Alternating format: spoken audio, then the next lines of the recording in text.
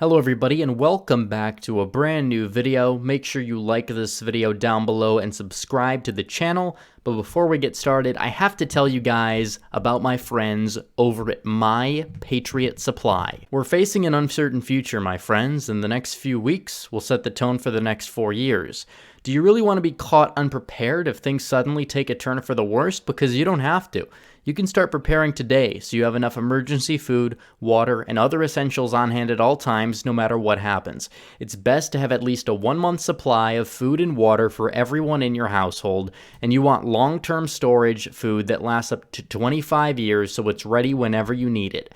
And that is why I personally recommend My Patriot Supply. They're the go-to experts for emergency preparedness, and they're the only source my family uses and trusts for our preparedness plan, and you should too. Right now, save $100 off a full 4-week supply of nutritious meals that supply 2,000 calories a day, delivered discreetly to your home. Saving $100 is impossible to pass up, especially now. So go to preparewithreadygoal.com and get ready now. That's preparewithreadygoal.com. There is no time to lose.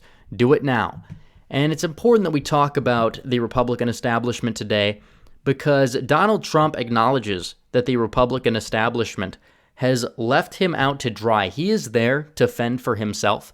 Yet the Republican establishment, they're nowhere to be found because they honestly, in many ways, would rather have a Biden administration than a Trump administration. Now, they're not going to be very open about this, but it is true. A lot of the establishment politicians, they, at the end of the day, will walk the same way. And this was a tweet here from reporter Carmen Saiba. And Donald Trump actually retweeted this tweet himself. The tweet said, "Watching the Arizona hearings and then watching Governor Ducey sign those papers, why bother voting for Republicans if what you get is Ducey and Kemp?" And a lot of people out there genuinely feel this way, that the Republican establishment has betrayed them, and their loyalty is to Donald Trump and maybe a couple other Republicans out there, but not to Republicans at large. And that is why many people are talking about not even showing up for the runoffs down in the state of Georgia. Obviously, there's some left-wing AstroTurf campaigns out there to do this that are trying to fool and convince Trump voters that they should be staying home for the runoffs. However, there are many Republicans that do feel this way, and I disagree, and I talked about this at length in my Georgia runoff video that I did about why it's important for the Republicans to hold the Senate. Obviously, if Democrats get the Senate, or even have it 50-50, they can pack the courts, they can remove the filibuster, get whatever legislation they want through. But if Republicans are the ones that hold the Senate, anything that the Biden administration, which is not a sure thing, by the way, there's still election litigation going on, but if Biden does end up winning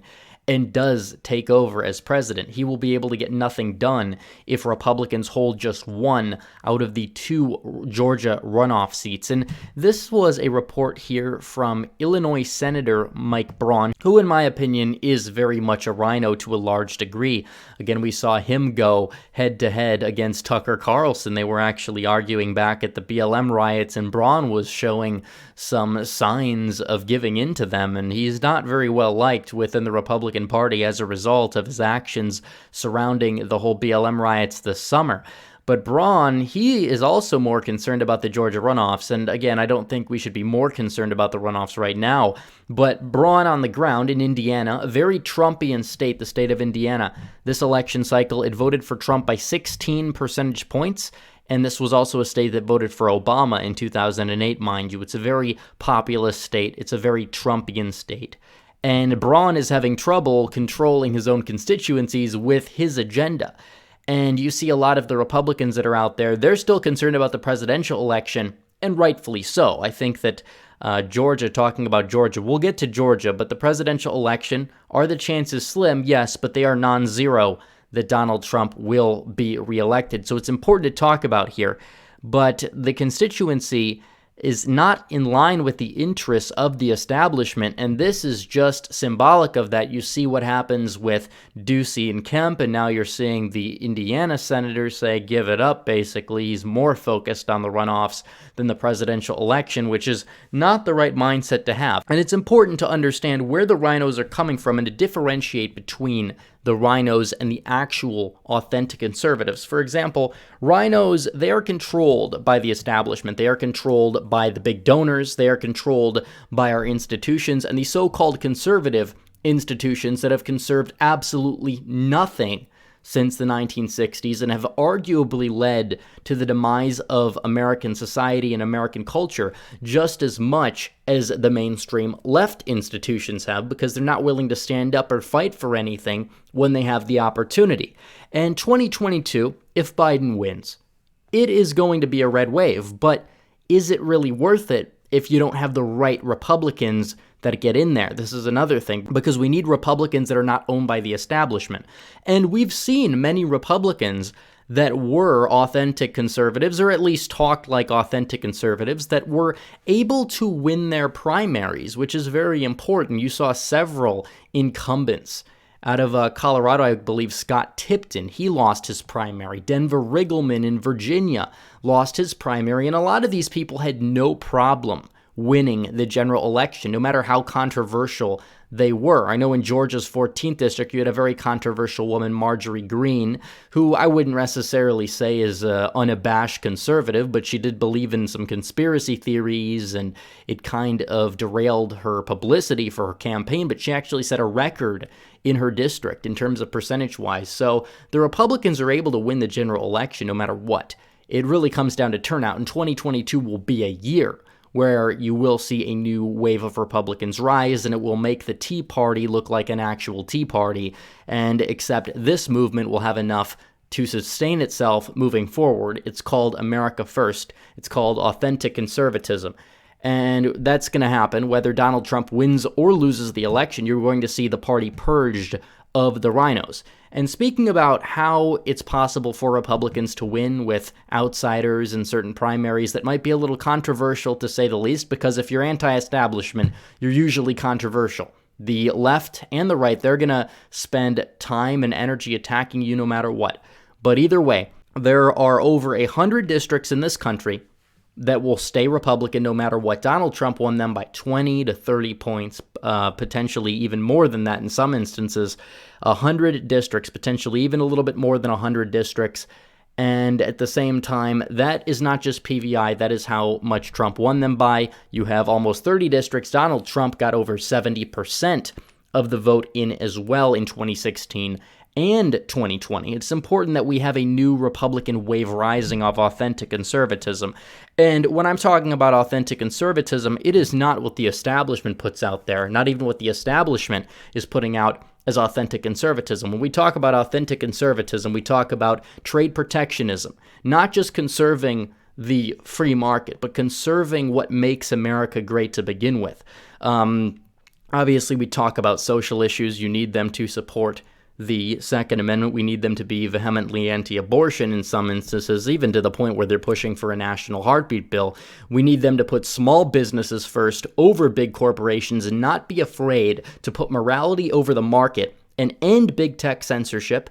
And also, we need these people, first and foremost, to severely restrict immigration, not just illegal immigration, but legal immigration, because there are many detrimental effects of legal immigration as well. Also, obviously, they must be loyal to the movement at this time. They must be vehemently out there supporting President Trump, because we look around and you look at the Capitol protests and you don't see any of these rising Republican figures. And I'm going to talk about this in a minute, because the Republican establishment and conservative Inc., whatever you want to call them, they are putting out their so-called rising stars, which I'll get to in a second. But the new Republicans, they're going to have to also be vehemently against the degeneracy of our culture at hand here. And also, they're going to have to support some form of natalism like we see in Hungary. This is kind of a new element. A lot more campaigns are also showing things like natalist policies and an immigration moratorium. What Hungary is, yes, that's all a part of the long-term plan, but it's very important that more candidates start to yield the actual agenda of real conservatism and not just sit there and say, oh, lower taxes and not fight for the cause at hand here. Leave Donald Trump out to die and be a shill for the Cato Institute. That's not what we need moving forward. But in terms of what the establishment is doing in trying to create a new rising star GOP, it is turning out to be a massive disaster. You have the Republicans trying to counter the squad by forming their own quote-unquote squad. And their main focus is socialism and economic freedom.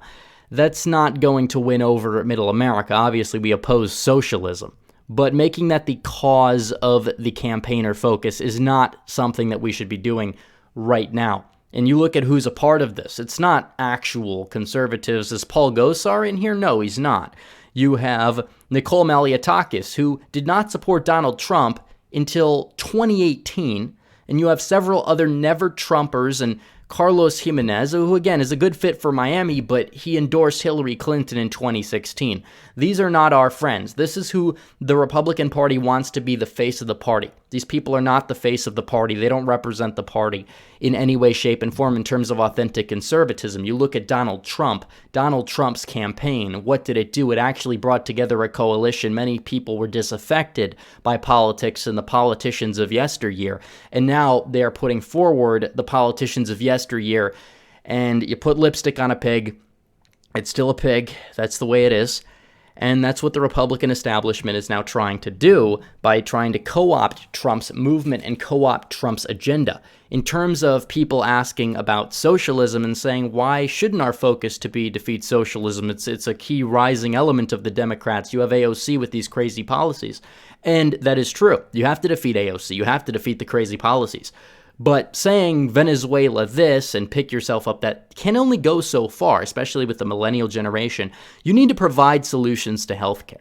You can do so in a market-based way. Rand Paul has a decent healthcare plan. But you cannot provide nothing because you're seeing places that should be Republican. You look at Duluth. On the map here, St. Louis County, which, again, I think it could have been a little bit more favorable to Trump in actuality than what the map shows, but either way, Republicans should be killing it here. This is a county that's over 90% white, but still you have them electing state senators that are self-described socialists. Why? Because Republicans moving forward need to actually come together and put a plan together on healthcare. Because bad plan is preferable to a lot of people, like it or not, to no plan. That's why Obamacare had such a terrible approval rating, but when Republicans, mainly Paul Ryan's fault, failed to get anything done, failed to get anything passed, Obamacare approval rating soared up high, and Donald Trump, which again, it was not his fault, it was mainly Paul Ryan's fault. As a result, the healthcare issue in the exit polls was a big issue that favored Democrats 70-30, even though you had leading Democrat politicians this cycle talk about socializing medicine as a whole. So Republicans need to come up with better solutions in the future. That's how you defeat the RINOs, and that's also how you build a broader coalition that can not only unite the party, but unite the country and get the country on a good path. If Donald Trump had 435 Donald Trumps in Congress and our Senate, or even just 51, that means every single problem that we would have would be instantly solved. But that's not the case at hand here. That's not what we have. And as a result, the Republican Party is going to struggle because they're not willing to stand up for Donald Trump, even in the not just the fraud cases, but they're not willing to stand up for any policy in general. And that will doom us because they are trying to force the Republican Party to end up being the party of the elites again, the party of the suburbs, where their main focus is the economic issues, and they're not providing any solutions that will actually defeat the squad in the process because they're not populist. They're just not. Donald Trump has made the Republican base more populist. He's made the Republican Party more populist. He is the future. So if he does lose, he will be the kingmaker of the Republican Party. And 4 years from now, he will be reelected in a landslide, assuming that he can get an actual campaign together this time. And he will win no matter what level of fraud that they come up with. So anyways, guys, thanks for watching this video. Please like this video down below, comment down below, and subscribe to the channel. Hit the bell for notifications so you never miss another video. Follow me on social media, become a member, donate to the Patreon, or subscribe. Star links in description. As always, guys, thanks for watching. Red Eagle, out.